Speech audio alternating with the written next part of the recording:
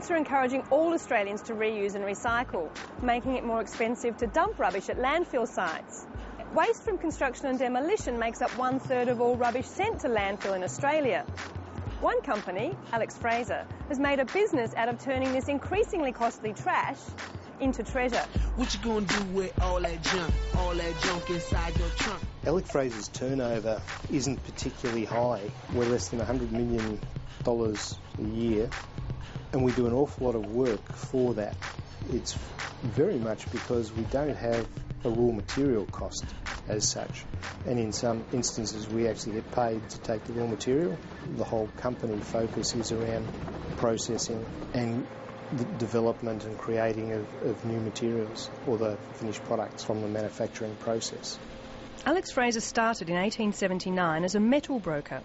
Jamie McKellar's grandfather bought the company in 1920 and later diversified into the demolition business. It was Jamie McKellar's idea to take the company from straight demolition into recycling. We looked at concrete, or a piece of concrete, and to me there was no reason why that couldn't be crushed and reused again as a road-based material or whatever. The piece of stone in the concrete was still a piece of stone. But while Jamie McKellar could see the value in reusing old concrete, it was a while before others warmed to the idea. Some people are absolutely passionate about the use of recycled product.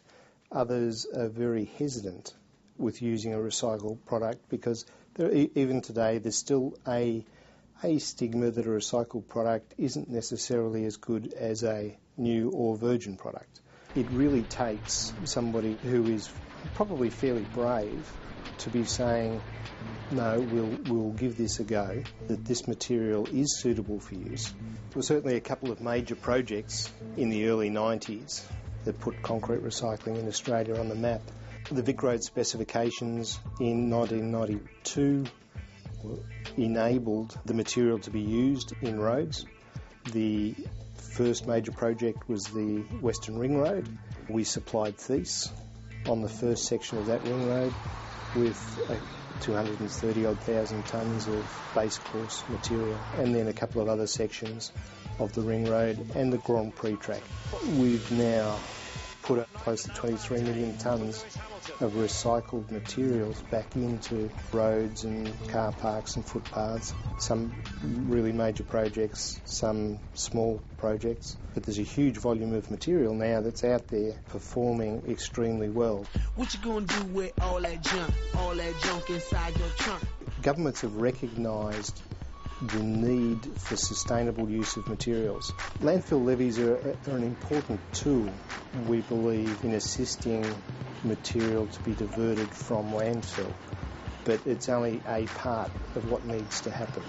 They need to enforce the other parts of it that make the whole thing viable in the way of illegal dumping, making sure that industry or the recyclers as such do what they say they're going to do, and that the end products at the end of the day end up being what they need to be.